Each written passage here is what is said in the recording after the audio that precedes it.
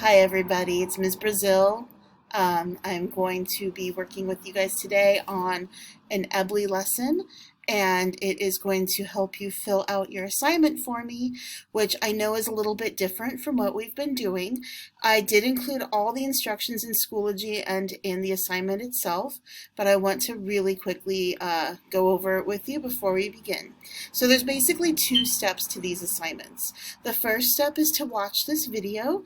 It's going to be me reviewing some EBLI words with you from Wordly Wise, some Wordly Wise with you using EBLI, excuse me.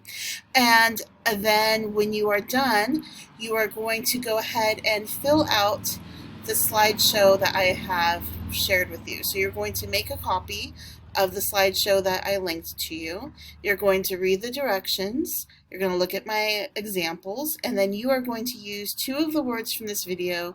You're going to write an example sentence for each of those two words, and then you can illustrate each of those two words. And you can use something like Google Images to find an image to illustrate the words, or if you want to get creative and upload your own drawings or whatever, that's great too, but you don't have to do that. So the whole process, watching this video and completing that assignment, will take you probably around, I would say, 30 minutes per week. Okay, it's really important to keep up with this. The slideshow that you're going to be sharing back with me once you filled it out is a graded assignment. You will be receiving points for it. And it's just really important to keep up as well as you can with your reading support, because as you know, it's extremely important to keep up with your fluency, your reading comprehension, and all of that. The EBLI will really help with that. I will also be providing, as the year goes on, some more optional activities to keep up with your reading. I'm going to be reaching out to some of you to ask if you want more support with reading in general. We can do some tutoring sessions, and of course you can always reach out to me, or your parents can, if you have concerns or questions about anything. I'm here for you, and I want to do everything I can to help you during this time of distance learning. I know it's kind of strange for all of us.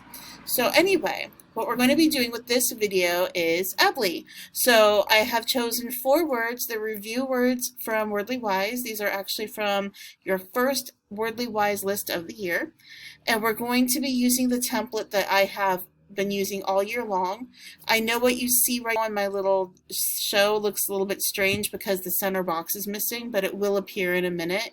That's just the way it's working for me right now with technology.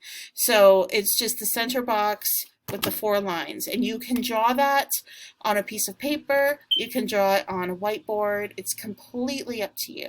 The great thing too about doing this via video is at any time you can pause. So if you're still working on separating the lines and writing in the letters that correspond with the sounds you hear, and I start talking again, just hit pause, finish what you're doing, and then start playing again. Okay? So here we go. The first word we're going to review is abate. Abate. So what is the first thing we do with EBLI? We do the syllables, right? So first syllable would be there's your line, and then second syllable would be bait. And there's your line. So the first line is for the syllable The only sound we hear there is Good. And then the second syllable is for bait. So we've got B, A, T. And remember to sound this out as you're writing it, okay?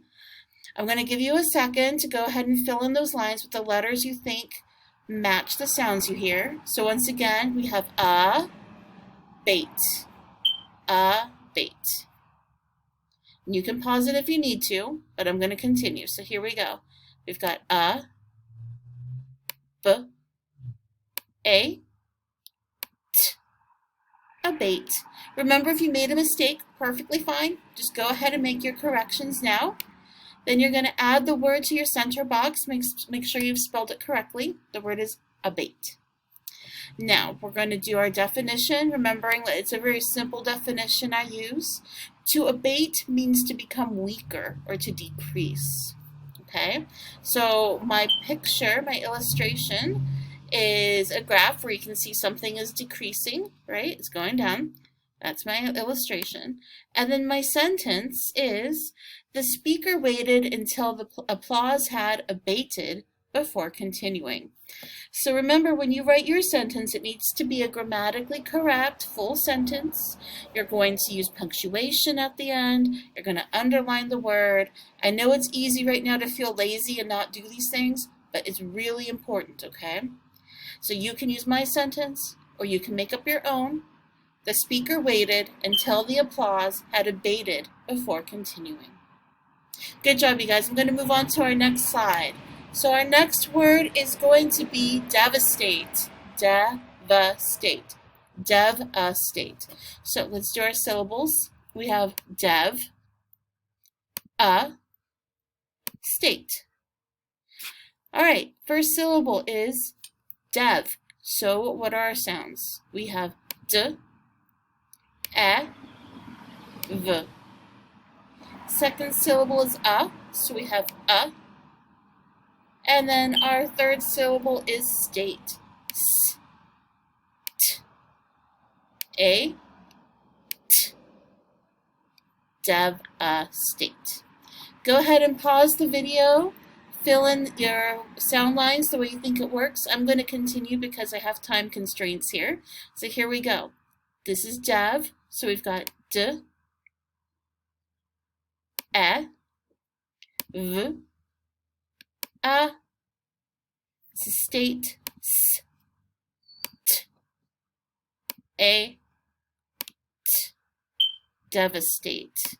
You're going to add your center box with the word spelled out correctly. You guys are doing great. Remember to sound those letters out. All right, our definition is to ruin or destroy. To ruin or destroy. Make sure you're writing that down. You're pausing me if you need to. And then on this side, I have my illustration that I found on Google Images. It's of a devastated home. And my sentence matches my picture. Sometimes you make your sentence match your picture. So I wrote, the town was devastated by a tornado. So remember, you can use other forms of the word. So I used past tense, that's fine. Just make sure you're using it correctly and accurately, okay? So the town was devastated by a tornado. Make sure you write down your sentence. You can pause if you need to. I'm going to continue. All right, next word. This is word number 3. You guys are almost there. The next word is infuriate. Infuriate. So we've got in, fur, e, ate. 4 syllables, okay? This is in. So our first syllable is in. We've got I, n. This is fur. Our second syllable is fur. So we have f, Third syllable is e. So just e and ate. A, t. Go ahead and pause the video really quickly. Fill in the letters that you think correspond with the sounds. Once again, it goes in, fur, e, ate. Infuriate. Okay, and here are your correct letters that correspond with the sounds. So we've got I, n, f, e, a, t. Infuriate. So this is a really good example of how sometimes letters misbehave. That I sounds kind of like an E there, right? So it's important to pay attention and, you know, practice words like this because you'll start to see tendencies in our language. So then, of course, you fill in your center box, and then we have our definition. And the definition for infuriate is to make very angry. To make very angry. So I liked this picture because I used to have a Chihuahua who would do that exact face all the time. I would infuriate him by taking away a toy or something when he was being too loud or whatever. So his name was Ren. He was a Chihuahua. And my sentence was, taking my dog's treat away is sure to infuriate him. So I don't know if you guys have a dog or maybe a little brother and you take away his toy or something, but Taking a dog's treat away will certainly make them very angry, right? Good job. Very good job. All right, last word. You guys have almost done it. Very nicely done. The last word is precise. Precise. I've heard some people say precise, but I don't think that that's really considered to be accurate. The word's precise. Precise. So here we go. We've got and the second syllable would be sice. Make sure you're sounding it out with me. So with our first syllable, we have three sounds. We have p, or r, and and then we have sice. S, I, s, precise. Go ahead and take a moment, fill those sound lines in with the letter you think corresponds correctly with the sound. We have precise. Precise. All right, here we go. We've got p,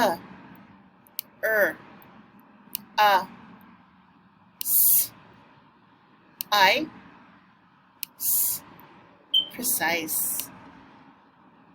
So one clue I would give about this word, a lot of people see a C in the middle of a word and get kind of hung up on whether it's a hard C that says k or a soft C that says s. So as I've told you guys many times before, there aren't rules in the English language, but there are tendencies. When you see a C in the middle of a sentence that is surrounded by vowels, like this one, it is almost always going to be that soft sound. Okay? I'm almost out of time, so I'm going to go through this really quickly, but remember you can pause. So the definition for precise is exact or accurate. And that's my picture. It's kind of difficult to see. Sorry about that. It's of math homework, because with math homework you want to be very precise, and that's what my sentence is actually about. It is important to be precise when completing your math homework. You don't want to make little errors, right? You need to be very exact. Okay, so that was your EBLI lesson. You had 4 words. Your assignment with the slides that are linked in Schoology is you are going to make a copy of it. You are going to read the directions, you're going to look at my examples, you're going to fill it in, and then you're just going to share it with me so you can get your points. And you're going to share it to ebrazil@classicalacademy.com. I will see you guys later. I hope you are all well. I hope everything is going well for you and your families and that you are reading. There's going to be a digital book club going on in Schoology, so look for that. I would love to see you there, virtually of course, and I hope you guys have a great day. Bye.